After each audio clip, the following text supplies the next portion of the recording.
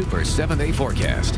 Happy Saturday. Weekend is finally here, so hopefully you can do whatever you enjoy doing. But if you're on the coast, it's going to come with some pretty gray weather. We have more June gloom in store for us. This morning, we're not only seeing clouds, but I'm seeing areas of drizzle popping up along the coast and inland. This weekend, fortunately, we are going to see a little more clearing later on, but today that's mostly going to be inland.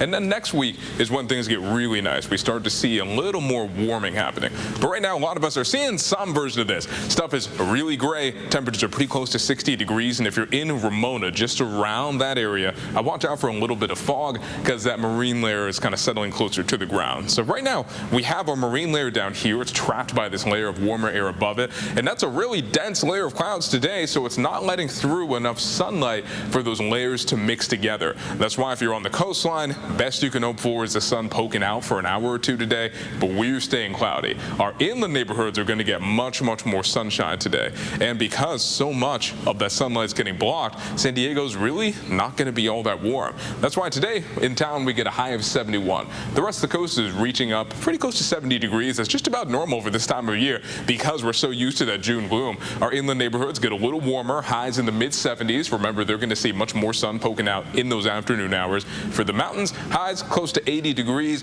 Deserts are going to reach into the low triple digits. And another reason the marine layer is so dense is because of all this onshore flow. It's bringing more of that ocean moisture, basically more fuel for the marine layer. And then as that pattern starts to change, it opens the door for us to get this area of high pressure that's going to cause our temperatures to go up a couple degrees day by day. Now, the changes are really subtle along the coast, but it's also going to change how the marine layer behaves. So it's going to be really good news for everyone heading out to the county fair because on Wednesday, we're going to see much less clouds. It's going to be feeling a little bit different. Now, it opens at 11 a.m. that day, goes until 11 that night. Going to be partly cloudy. Keep in mind, Del Mar tends to run a little bit cooler than those highs we see in San Diego. So instead of reaching up to 72 degrees, I'd count on them reaching up closer to 70. You're going to start the day in the mid-60s, upper 60s in the afternoon, and then at night you're going to see some lower 60s. So if you plan to come in the nighttime, I would definitely recommend bringing a sweater with you.